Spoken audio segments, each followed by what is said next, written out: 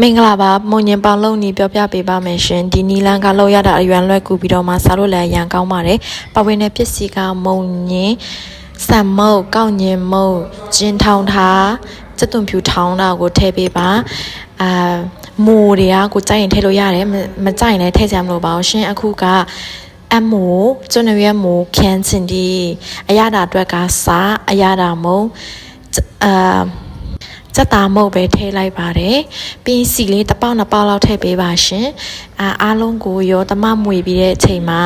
ရေကိုအများကြီးထည့်ကြမလို့ရှင်ရေကိုလိုအပ်တဲ့လောက်နည်းနည်းစီထည့်ပေးပါဘာလို့လဲဆိုရင်မုံညင်းထဲမှာသူ့ရဲ့တဘာဝကိုရေဓာတ်ပါနေပြီးတော့ပါနေတဲ့ချိန်မှာမုံညင်းကနေရေတွေထွက်လာပါလိုက်မယ်ရေကိုအများကြီးထည့်ကြမလို့ပါရှင်နည်းနည်းစီထည့်ပြီးတော့မှကိုစိုက်နေတတ်တဲ့အနေအထားရောက်လို့ရှင်ဆိုရင်ပေါင်းမဲ့အိုးထဲကိုစီညီပေါင်းထည့်ပေးပါရှင်ပေါင်းတဲ့အချိန်ကြလို့ရှင်ဆိုရင်ဖက်ရွက်ရဲ့အပေါ်မှာစီလေးတုပ်ပေးပါရှင်ကြလို့ရှင်ဆိုရင်အိုးမကတ်သွားအောင်လို့ပါနိုင်ဝက်လက်ခန့်ပေါင်းလို့ရှင်ဆိုရင်အရသာရှိတဲ့မုံညင်ပေါင်းလို့ရပါပြီရှင်အရန်လို့စားလို့ကောင်းပါတယ်မုံညင်ပေါင်းရပြီဆိုရင်စက်သွန်ကြော်ငုတ်ဒီကြော်နန်ပင်နဲ့ကျွမြနဲ့ကက်စာပင်အရန်ကောင်းပါတယ်ရှင်